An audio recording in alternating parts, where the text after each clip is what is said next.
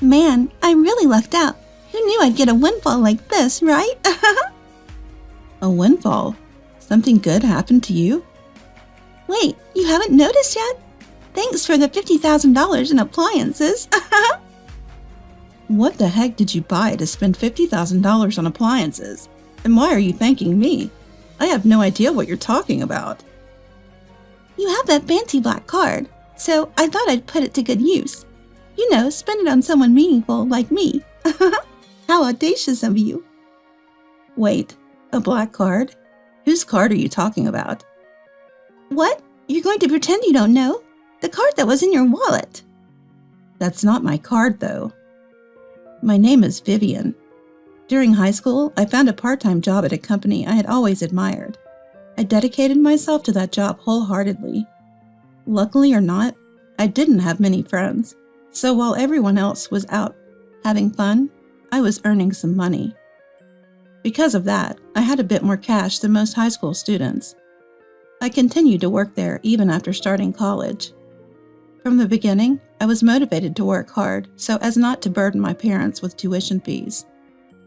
Though my savings dwindled over time, the sense of accomplishment I felt was exhilarating. Then, as I started to think about full-time employment, an opportunity presented itself. Vivian, you're always so reliable. How about working for us full-time? I was thrilled to get an offer directly from the CEO, and I accepted it without a second thought. I had dreamt of becoming a regular employee at this place ever since I first applied for the part-time position. It was the moment when I took the plunge and applied when I was a high school student, and my earnest efforts paid off.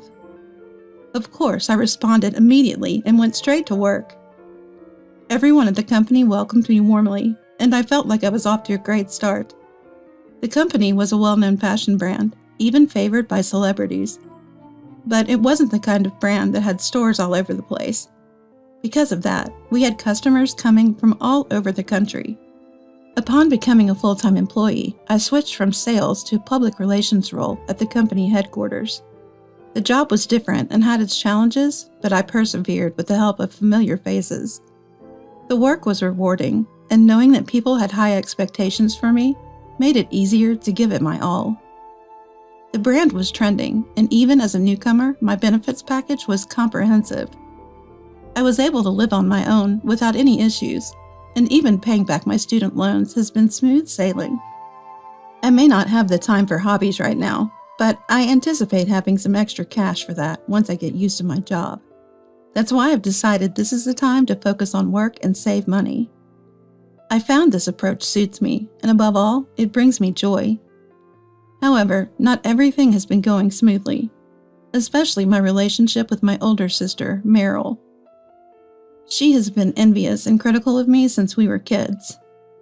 What's the rush with all this work? Are you trying to make a fool out of me? My sister, 2 years my senior, never worked a part-time job and relied solely on an allowance from our parents. Unlike me, she had to budget carefully to make her allowance last. I don't want to burden Mom and Dad with college expenses. That's why I'm working. Plus, it's my dream brand. I wanted to take a chance. I'm not making fun of anyone. Ugh, you're so proud of yourself. Stop showing off by buying all these things. Buy something for me too while you're at it. I'm not buying much, I told you. I'm saving for college. My sister always finds fault in everything and tries to justify herself in some way. Our parents were kind to her, encouraging her to take her time and think about her future. She neither listened to their advice nor made an effort on her own. Why would I work part-time? I'll use Mom and Dad for whatever I can. That's a child's privilege, right? Parents are there to be used. My sister never put in any effort, but would get jealous when I tried to do something. Both our parents and I were appalled by her mindset. Then tragedy struck. Our parents passed away in an unexpected accident. This happened just as I was about to graduate from college. While I was consumed with grief, along with our grandparents, my sister seemed merely irritable. What's going to happen to my life now? Even in such times, my sister only thought about herself. After graduating high school, she had decided to work part-time. She had no plans for full-time employment and was essentially freeloading at our parents' house. Now it seemed she would have to work. I guess I have to get a job now. That ruins my life plans. With no time to grieve our parents, we began to sort out their belongings. They had some savings, which I decided to give to my noisy sister to keep her quiet. We ended our rental contract on our family home, and I took our sentimental belongings. Like I care about that junk. You're going to throw it out anyway, aren't you? Those items are filled with memories of Mom and Dad. Hungry stomachs aren't filled with memories. Her words left me speechless. I decided to distance myself from her after giving her all the money. However, recently, she began contacting me again. Why don't we hang out as sisters? We've never really done that, have we? There's no need. I'm busy with work. You're so cold-hearted. I'm trying to be a good sister here. I don't need you to be a good sister. We're both adults now, and we should act like it. Ugh, you're so was the gist of our exchanges. I couldn't understand why she was so fixated on me. I wondered if she felt lonely after our parents passed. But she soon proved me wrong. Open the door now. I know you're off today. Eventually, she showed up at my door uninvited. Hey, what are you doing here? Just because I'm off doesn't mean you can just show up. I cleared my schedule for this, so you better appreciate it.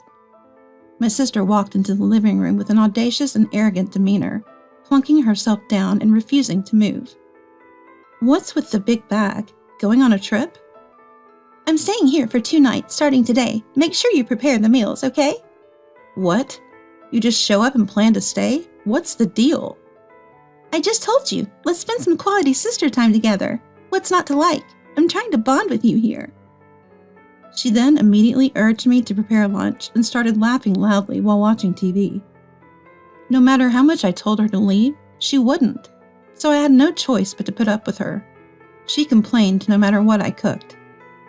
Can't you serve me something more spectacular? A sandwich for someone as magnificent as me? If you have complaints, you don't have to eat. Reluctantly, my sister picked at the food, mumbling under her breath.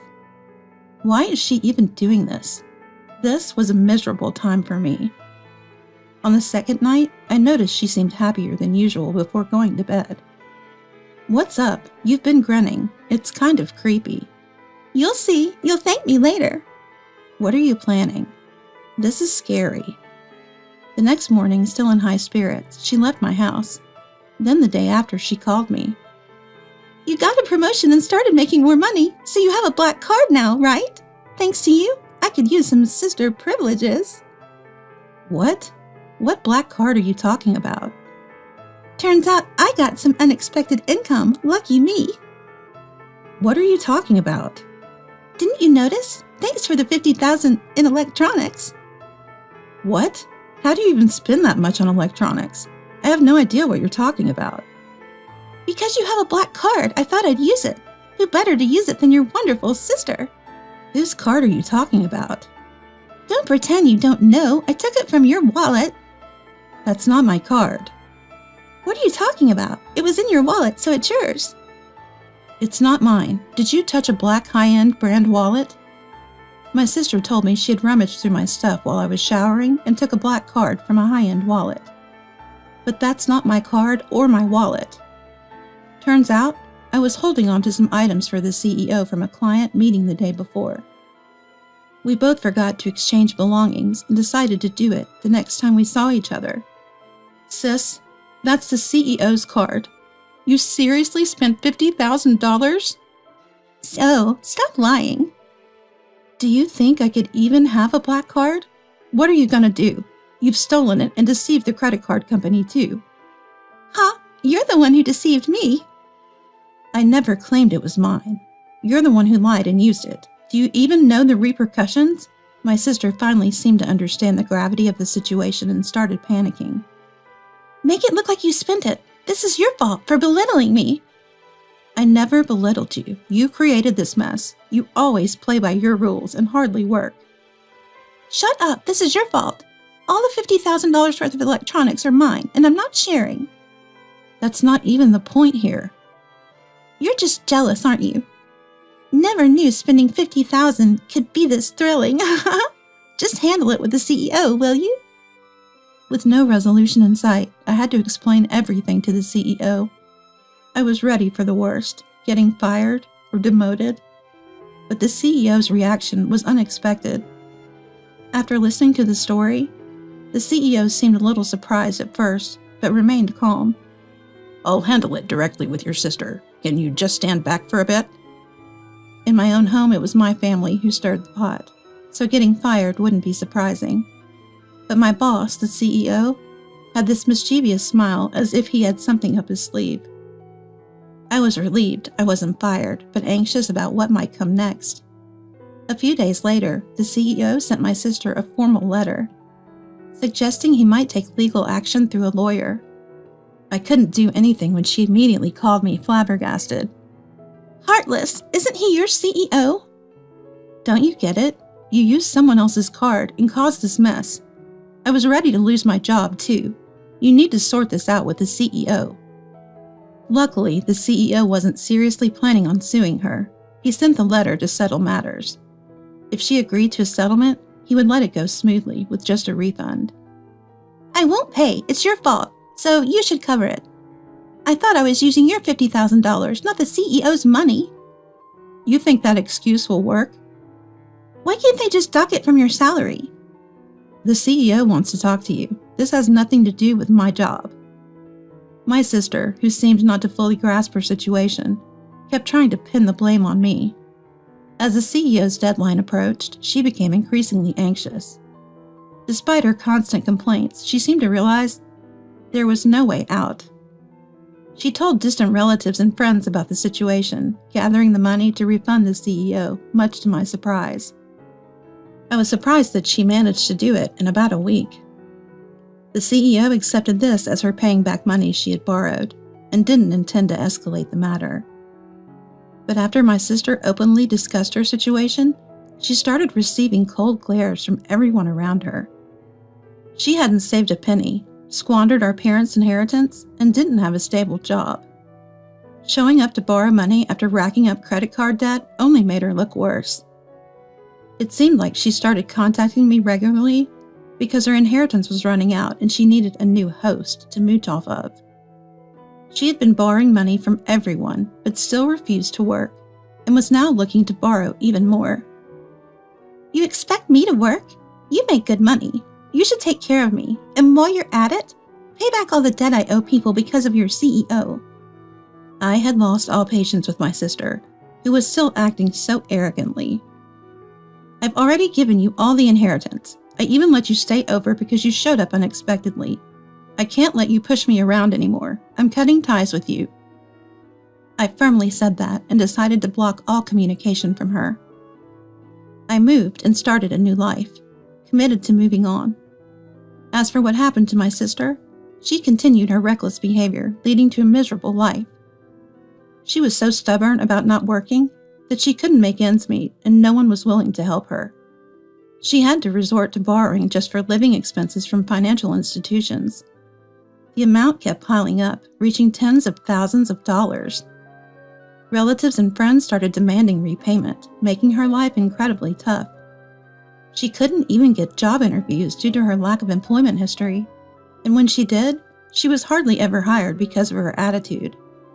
She's barely making ends meet through part-time work. As for me, thanks to my CEO's understanding, I've been able to continue my work without repercussions. I was the one who gave her access to the money, and I'm sorry for putting a strain on your family relationship, Vivian. I've always appreciated your hard work, and I wanted to handle this as smoothly as possible. Thanks to my CEO's sentiments, my life has continued on much the same. Though I hope never to face such a situation again, it was an event that made me think my life could have ended.